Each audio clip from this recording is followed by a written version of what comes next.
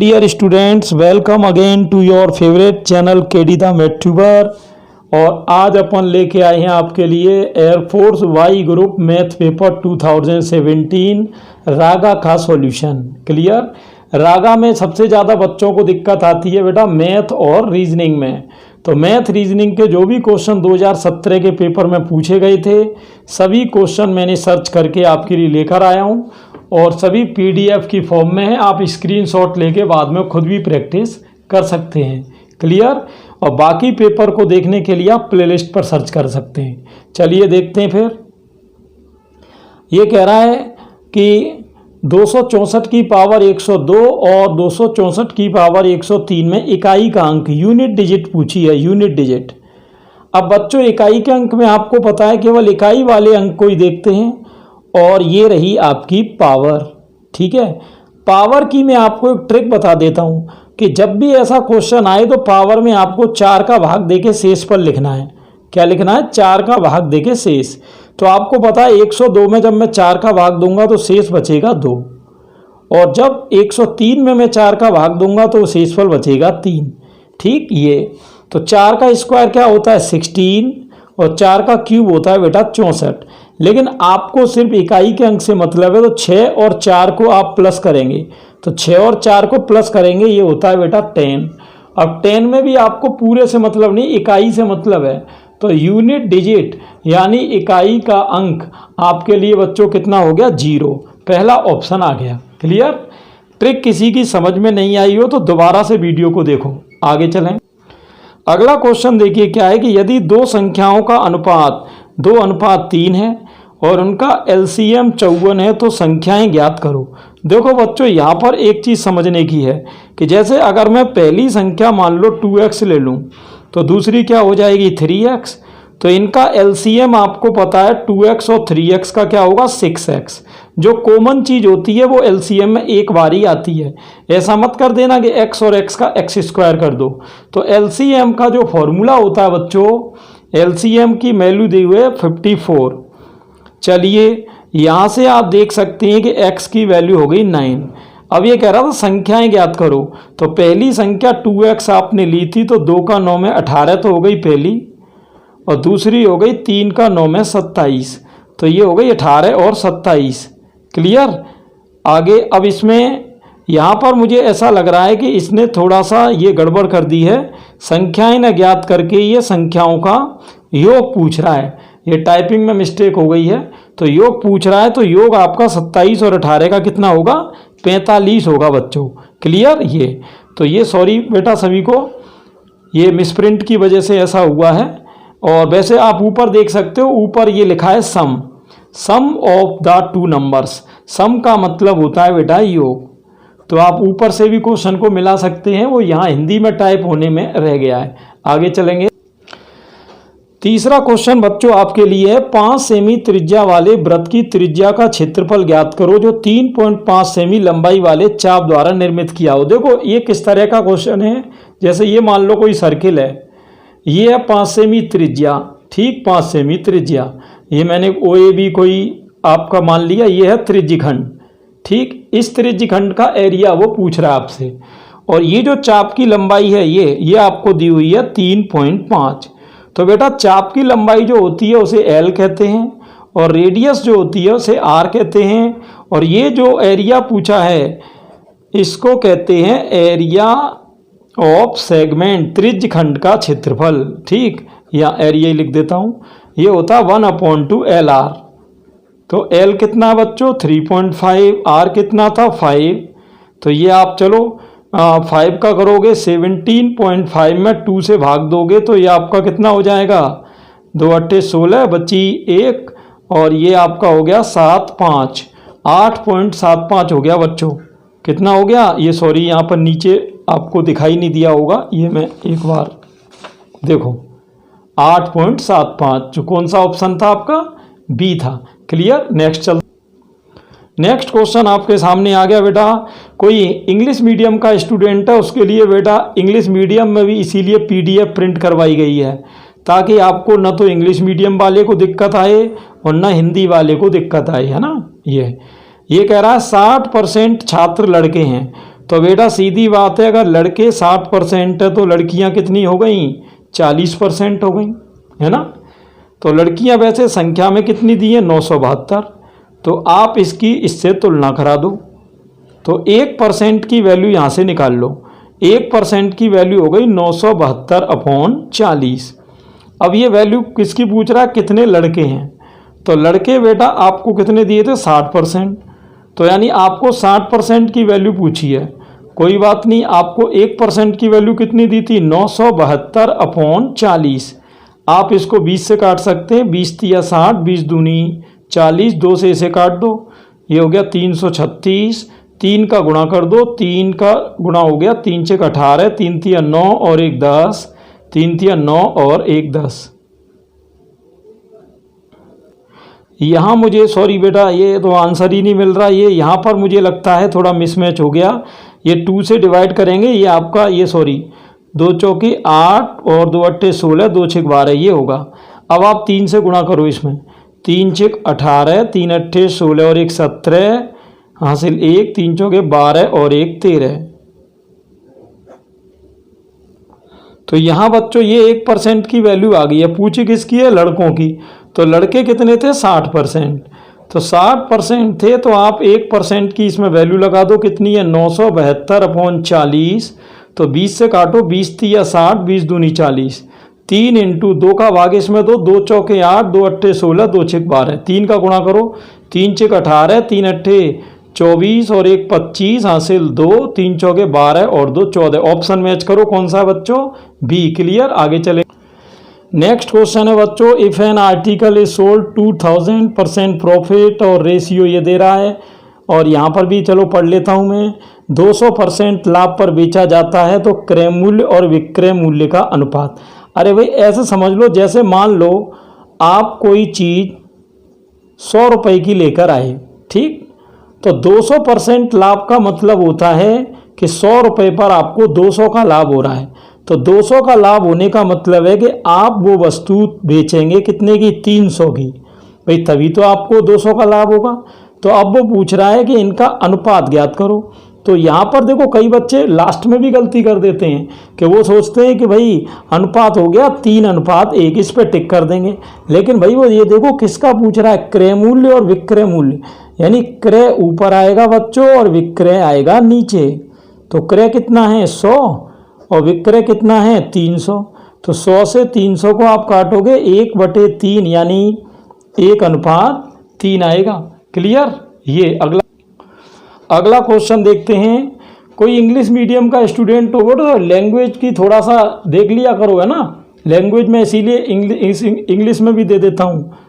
तो आप क्या है कि हिंदी वाले पे ना ध्यान देके अपनी लैंग्वेज यहाँ देख लो।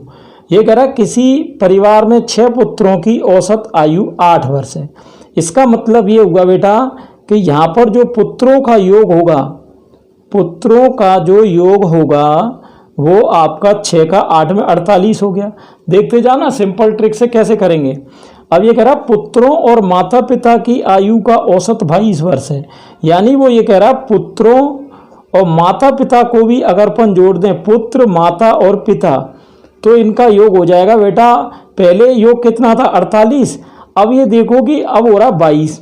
तो 22, अब लोग कितने हैं? 6 तो पुत्र थे और माता पिता 8 हो गए। तो 22 अट्ठे यानी 176 हो जाएगा। ठीक। माता पिता को भी अगर जोड़ दें तो ये हो गया 176। इसका मतलब ये हुआ कि पुत्रों को अगर 48 को निकालेंगे तो यहाँ माता और पिता बचे बेटा कितने वर्ष के टोटल? 16 में से 8 गया 8 और यहाँ रह गया 6, 6 में से 4 गया 2, ये बचे 128 वर्ष के। अब यहाँ क्या कह रहा है? पिता की आयु माता से 8 वर्ष अधिक है, तो माता की ज्ञात करनी है। कोई बात नहीं बेटा। इसका मतलब ये हुआ कि माता की जो आयु है, देखिए वो कह रहा पिता की आयु माता से 8 वर्ष अधिक है। यानी माता को अपन यूं ही रहने दें और पिता को लिख दें माता प्लस 8, है ना। ये क्यों लिख दिया बेटा? क्योंकि आप देख रहे हो कि पिता की आयु माता से 8 वर्ष अधिक है। आप इसको शॉर्ट में लिखने के लिए मदर को एम और फादर को एफ लिख के ऐसे भी कर सकते हैं ना। पुत्र को एस लिख लो, और इतना लिखने की ज़रूरत नहीं है, तो मैं आपको समझाने के लिए लिख रहा हूँ। एग्जाम में तो डायरेक्ट कर सकते हो। तो माता और माता क्या हो गई आपकी? 2 मदर हो गई, और ये 8 उधर जाएगा तो आपका हो गया 120, 2 से आप कैंसिल कर दो। मदर की एज हो गई 60। कहाँ है ऑप्शन बेटा 60? सी ऑप्शन है। चलो आगे। ये कह रहा कमल एक काम को 15 दिन में कर सकता है। ठीक है बेटा। विमल की कार्य क्षमता कमल से 50% ज़्यादा है, तो विमल कितने दिन में ख़त्म करेगा? देखो बेटा, ये जो एफिशिएंसी के क्वेश्चन है इनके लिए एक मास्टर ट्रिक बता रहा हूँ आपको। E1 D1 equal E2 D2। ई का मतलब होता है एफिशिएंसी यानी कार्य क्षमता, और डी यानी दिन। तो आप ये देखो कि कमल कितने दिन में कर रहा है। अगर मैं पहला व्यक्ति कमल मानूं तो D1 तो हो गया 15। अब ये कह रहा है विमल की क्षमता कमल से 50% अधिक है। इसका मतलब अगर कमल की होगी 100 तो विमल की क्षमता कितनी होगी? 150। और इसके दिन पूछे विमल के, यानी D2 पूछा है आपका। ठीक है, चलिए आप इसको कैंसिल कर दो। 15 से तो 15 गया बेटा, 0 से 0 गया, तो D2 आ गया 10 डेज हो जाएगा। कौन सा? सी। इस मास्टर ट्रिक को याद रखना। आपने देखा एक लाइन के अंदर मैंने क्वेश्चन कर दिया। ये 100 150 कैसे आए? क्योंकि वो कह रहा था विमल की कार्यक्षमता कमल से 50% ज़्यादा है। तो हमने इधर का तो मामला रखा था कमल के लिए, और इधर का रखा था बेटा किसके लिए? विमल के लिए। नेक्स्ट, अनुपात समानुपात का सुपर क्वेश्चन आ गया बेटा। 2a equal 3b equal 4c, A B C का रेशियो पूछा है। ऐसा क्वेश्चन कभी भी दिखाई दे बच्चों तो इन नंबर्स को अपॉन में ले जाते हैं। कहाँ ले जाते हैं इनको? अपॉन में, है ना, बटे में ले जाओ, और बटे में ले जाके इनका एलसीएम करके गुणा कर दो। तो 2 3 4 का एलसीएम क्या होगा बच्चों? 12। 12 का आप कर दो ऊपर गुणा, 12 का गुणा कर दो, है ना ये, और कैंसिल कर दो इनको। इसमें क्या है? अब 2 6 12, 3 चौके 12 और 4 तिया 12, 6 4 3 कहाँ है? ये रहा आपका सी ऑप्शन। चलो अगला क्वेश्चन आ गया बेटा। 2 रेलगाड़ियों की लंबाई दी है 4:3, चालें दी हैं 6:5, तो उनके समय का अनुपात पूछा है। किसका पूछा है? समय का। यहाँ एक चीज़ हमेशा ध्यान रखना बच्चों कि अब जो भी मैं ट्रिक्स बता रहा हूँ बेटा, उन ट्रिक्स पर ज़रूर आप फोकस करें। और अगर आप मैथ एक्सपर्ट बनना चाहते हैं तो अलग अलग वीडियो की बेटा प्लेलिस्ट मैंने दी हुई है। आप चैनल के इंटरफेस सेक्शन पर जाएं और अलग अलग प्लेलिस्ट को डाउनलोड करके और हर वीडियो को सीखें। आपको नई नई ट्रिक सीखने को मिलेंगी। जैसे यहाँ पर मैं आपको मास्टर ट्रिक बता रहा हूँ, कई टीचर इसको अलग अलग तरीके से बताते हैं। मैं आपको एक ऐसी ट्रिक बताऊंगा कि आप ऐसे क्वेश्चंस को विद इन 5 सेकंड कर लोगे। देखो भाई, एग्जाम में तो आपको पता है 30 से 35 सेकंड मिलनी है हर क्वेश्चन को करने के लिए, लेकिन मैं आपको 5 सेकंड ही दे रहा हूँ। बाकी आप टाइम और कहीं यूज कर सकते हो। चलो, लंबाई कितनी है? देखो, कभी भी ट्रेन का क्वेश्चन आपको दिया हो और लंबाई का अनुपात दिया हो और आपको दिया हो चाल का अनुपात, ठीक है, लंबाई का और चाल का, तो इसमें करते क्या है बच्चों कि हमेशा ध्यान रखना लंबाई का ऊपर रखना है और चाल का नीचे। और अगर आपको समय का रेशियो चाहिए तो आप इसका क्रॉस गुणा कर दो। तो 4 पंजे 20 और 6 तिया 18 और आंसर मैच कर लो। बोलो, इससे सरल ट्रिक कुछ है ही नहीं। बस ये ध्यान रखना लंबाई पहले रखनी है और चाल रखनी है बाद में। चलो नेक्स्ट, क्वेश्चन नंबर 10 आ गया बेटा। किसी कोड में प्लस का मतलब गुणा से है। चलो कोई बात नहीं, तो प्लस की जगह तो गुणा लिख दो। ये कह रहा है माइनस का मतलब प्लस से है, माइनस की जगह प्लस लिख दो। और ये कह रहा है कि यहाँ पर आपका प्लस का मतलब गुणा से है, गुणा का मतलब प्लस से है ना, गुणा का मतलब प्लस से है। कुछ गड़बड़ लग रही है बेटा यहाँ पर मुझे, ये थोड़ा मिसप्रिंट सा लग रहा है। गुणा का मतलब ये भाग होगा, ये मिल गई है पॉइंट प्रिंट में, ये भाग है बेटा, ये आपका भाग का चिन्ह है ना, भाग का। तो अब देखते हैं आंसर क्या आएगा। बोर्ड मास में ये बताओ बेटा, आप जानते हो बोर्ड मास में पहले हमेशा क्या होता है? भाग। तो भाग करोगे क्या होगा? 50 × 5 ये प्लस 700। अभी ये ऐसे के ऐसे ही रहेंगे बेटा, है ना। नए मैंने साइन लगा दिए, भाग पहले सॉल्व करेंगे। तो 28 का, चलो ये मैंने यहाँ साफ साफ लिख देता हूँ। अब चलो 28 का भाग करना। पहले 50 × 5 प्लस 28 का भाग करोगे। 28 दूनी 56, बची कितनी? 14। 28 पंजे 140। अब ये ध्यान रहे पहले प्लस मत करना, पहले गुणा करते। 50 पंजे हो गया 250 प्लस 25 और 250 और 25 हो गए 275। तो बॉड मास का रूल हमेशा ध्यान रखना, ये बॉड मास का रूल ध्यान में रखोगे गलती नहीं होगी। एक क्वेश्चन बॉड मास का जरूर आता है। अगला तो बेटा सिंपल रीजनिंग का आ गया। ये कह रहा है खेल का संबंध जिस तरीके से प्रतीक से है उसी तरीके से राष्ट्र का संबंध किससे है। तो कोई दिक्कत नहीं बेटा, जैसे खेल का प्रतीक होता है तो राष्ट्र का राष्ट्र चिन्ह होता है प्रतीक चिन्ह। जैसे आप देखते हो इंडिया का अशोक स्तंभ है, इस तरीके से। तो ये जो क्वेश्चन है ये है बेटा एनालॉजी का। इसको रीजनिंग में कहते हैं एनालॉजी, यानी सादृश्यता, यानी समान दिखने वाला। जैसे ये इसके समान दिख रहा है तो ये किसके समान दिखेगा, है ना। एनालॉजी का भी हमेशा एक क्वेश्चन आता है, आप इस टॉपिक को भी हमेशा रेडी रखना। अगला कह रहा बेटा यदि 8 का संबंध 81 से है तो 64 का किससे होगा। देखो अब देखते हैं इसमें ट्रिक क्या लग सकती है। 8 आप जानते हो 2 का क्यूब होता है, जबकि 81 बेटा आपके 3 की पावर 4 होती है, यही होती है ना। चलिए अब आप देख रहे हो यहाँ 2 का 3 हुआ है, 3 का 4, यानी एक एक बढ़ रहा है। तो इसी तरीके से अगर मैं 64 का करूँ तो 64 को अपन क्या लिख सकते हैं, 4 की पावर 3। तो यहाँ आप देख रहे हो जैसे एक नीचे भी बढ़ रहा है और एक ऊपर भी बढ़ रहा है। तो 4 की जगह तो हो जाएगा 5 और 3 की जगह हो जाएगा 4। तो 5 की पावर 4 को अगर सॉल्व करोगे तो क्या आएगा, 625। बिल्कुल इजी है, कोई दिक्कत नहीं है।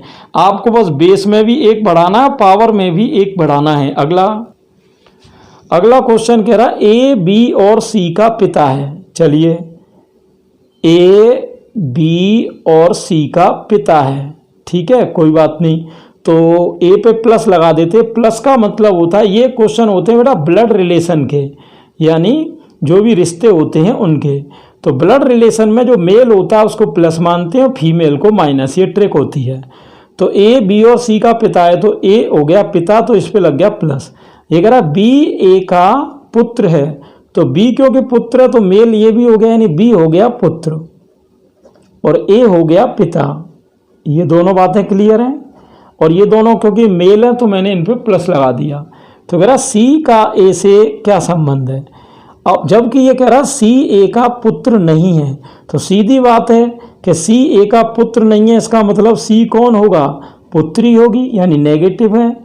तो पुत्री का कोई ऑप्शन दिख रहा है भाई, सी दिख रहा है ना। नेक्स्ट चलो, अगला क्वेश्चन बेटा आ गया आपका कथन और निष्कर्ष का, है ना। कथन और निष्कर्ष देखते हैं ये कैसे होगा। देखो इसमें होता क्या है कि बेटा जो आपको निष्कर्ष दिए होते हैं, जैसे ये कथन दिया है आपको, ये कथन पढ़ के आपको डायग्राम बनाना होता है और फिर ये चेक करना होता है कि इस डायग्राम से इनमें से कौन सा निष्कर्ष निकल रहा है। अगर दोनों निकल रहे हो तो पहला आंसर हो जाएगा, दोनों ही गलत चले जाएं तो दूसरा हो जाएगा।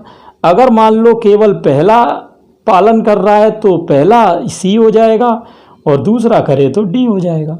चलिए खैर देखते हैं, इस ट्रिक को कहते हैं वेन डायग्राम ट्रिक। ठीक, तो देखते हैं 14 क्वेश्चन आपका क्या है बच्चों। देखो ये कह रहा सभी कौवे चिड़िया हैं।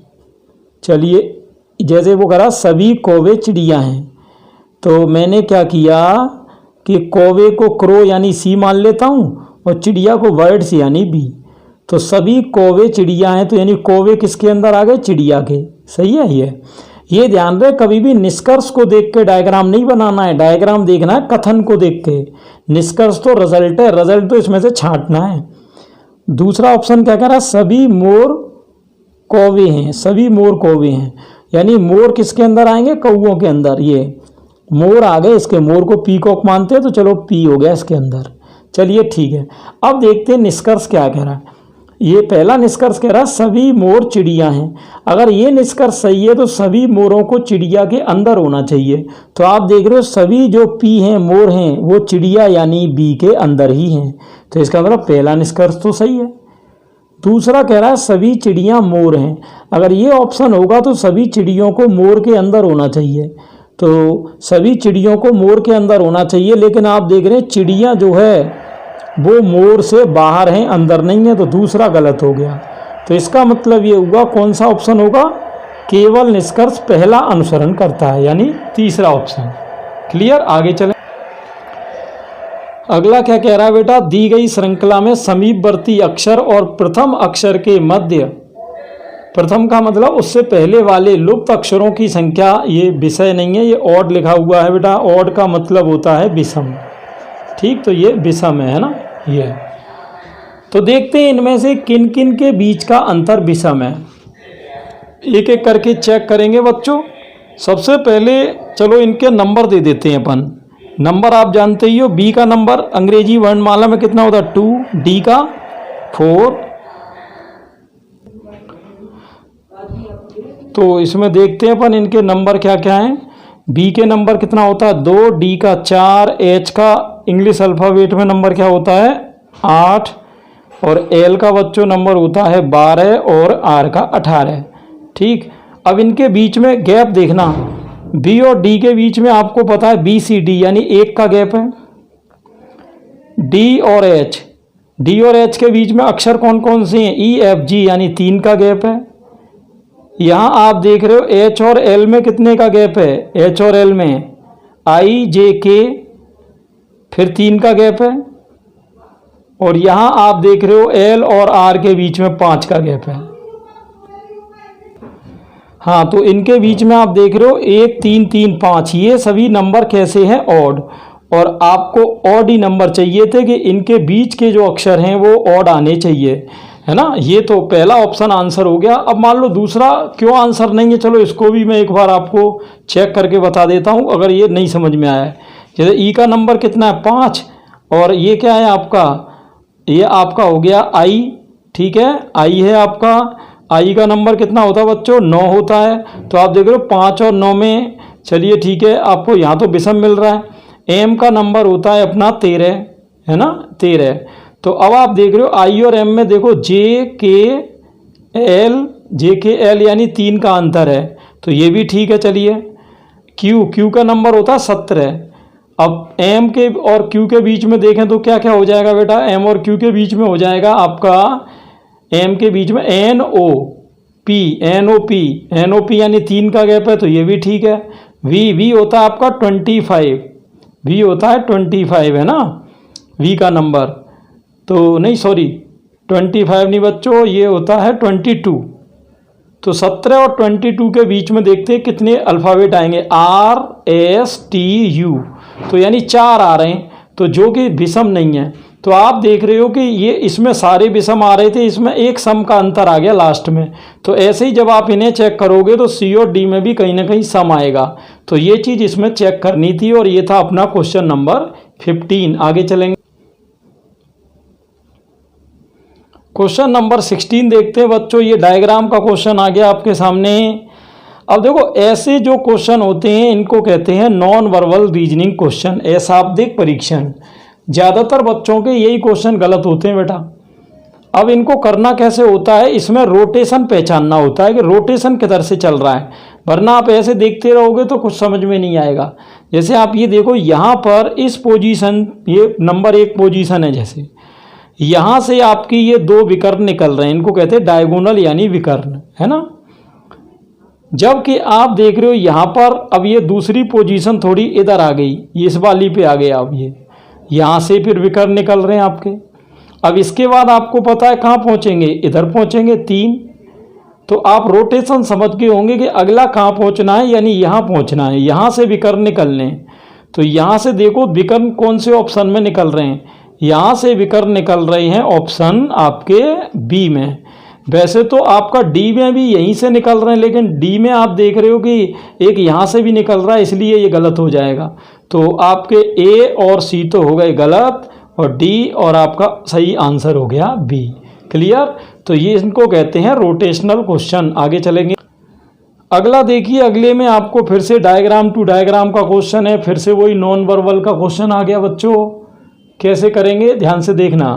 देखो इसमें वही आप देखो रोटेशन किधर घूम रहा है, जैसे ये क्रॉस का निशान है आपका, क्रॉस आप देख रहे थे पहले इस जगह पर था, फिर आपका ये चल रहा है एंटी क्लॉकवाइज, घड़ी की दिशा के विपरीत, और अब यहाँ आ गया। यहाँ के बाद अगले डायग्राम में आप देख रहे हो ये यहाँ आ गया आपका। तो अगले में 100% अब कहाँ पहुँचेगा बेटा, ये पहुँचेगा इस जगह पर। तो तो इस जगह पर ऑप्शन केवल एक ही है, वो है आपका सी। ज़्यादा दिमाग लगाने की ज़रूरत ही नहीं है। तो अगला क्वेश्चन आपके सामने बेटा, ऑप्शन आपके सामने दिए 4, 5, 6, 2। ऐसे क्वेश्चन होते हैं दिशा परीक्षण के, डायरेक्शन के, इसको कहते हैं डायरेक्शन टेस्ट।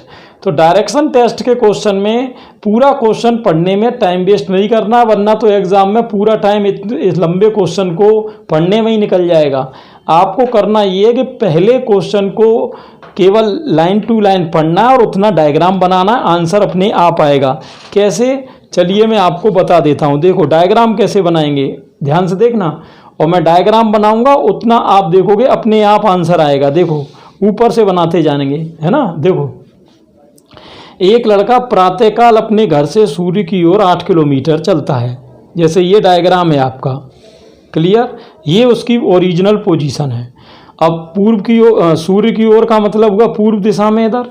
तो यहाँ से मान लो ये यहाँ गया 8 किलोमीटर, ठीक, ये हो गया 8 किलोमीटर। यहाँ से यहाँ तक की डिस्टेंस कितनी हो गई, 8। अब क्या कह रहा, देखते जाना। उसके बाद अपनी दाईं ओर, इसका दाईं ओर किधर होगा, नीचे, दाईं ओर 3 किलोमीटर चलता है, यहाँ आ गया 3, ठीक। पुणे दाईं ओर 2 किलोमीटर, अब यहाँ से इसका दाएं होगा इधर 2 किलोमीटर, ये हो गया, ठीक। यहाँ पर अब ये कह रहा बाईं ओर, तो जब आप इधर की ओर डायरेक्शन देखेंगे तो बाईं ओर बनेगा नीचे, बाईं ओर कह रहा 1 किलोमीटर, बाईं ओर 1। अब कह रहा जब आप नीचे की ओर देख रहे होंगे दक्षिण दिशा में, तो आपका दायां हाथ इधर होगा, तो दाईं ओर 1 किलोमीटर, यहाँ से दाईं ओर 1 किलोमीटर। चलिए यहाँ पर आ गया आपका। अब ये कह रहा पुणे दाईं ओर, जब आप इधर देख रहे होंगे पश्चिम दिशा में, तो इसका दायां हाथ ऊपर की ओर होगा, ऊपर की ओर ये कह रहा 4 किलोमीटर चलता है। तो 4 का मतलब हो गया 1 ये और 3 ये, यानी ये वापस वहीं उसी लाइन पे पहुंच जाएगा।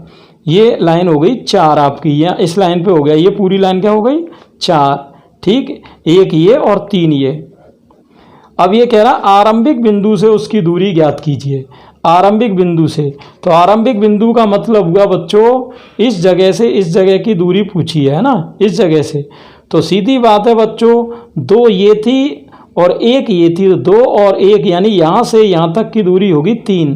तो 8 पूरी थी, 8 में से 3 गया, ये दूरी आपकी कितनी बचेगी 5। तो इस तरीके से आप आंसर निकाल सकते हो। ऑप्शन चेक कर लो, 5 कौन सा है, बी ऑप्शन है। एक बार खुद भी करके देखना। तो ये था बेटा रागा का 2017 का इम्पोर्टेंट पेपर। मैंने आपकी इसमें मैथ और रीजनिंग दोनों कवर कर ली है ना। ये यहाँ पर ये ध्यान रहे बच्चों, रागा में वैसे 20 क्वेश्चन इसके रहते हैं, लेकिन कभी कभी 1-2 क्वेश्चन कम ज़्यादा भी होते हैं। 2017 में 18 क्वेश्चन ही इसके आए थे। कल मैं आपको 2017 का ही सेकंड पेपर बताऊंगा कि सेकंड पेपर में किस तरह के क्वेश्चन पूछे गए हैं। ये था 2017 में आपका मार्च का पहला पेपर जो है, ठीक। कल आप 2018 की करेंगे और 2017 के सेकंड पेपर की करेंगे। तो ज़्यादा से ज़्यादा स्टूडेंट्स को बेटा वीडियो शेयर करें, जिससे सभी को इस वीडियो का फ़ायदा मिल सके। और आप चैनल पर नए हैं तो बेटा चैनल को सब्सक्राइब जरूर कर दें, और वीडियो आपको पसंद आया हो तो लाइक ज़रूर करें। Thanks for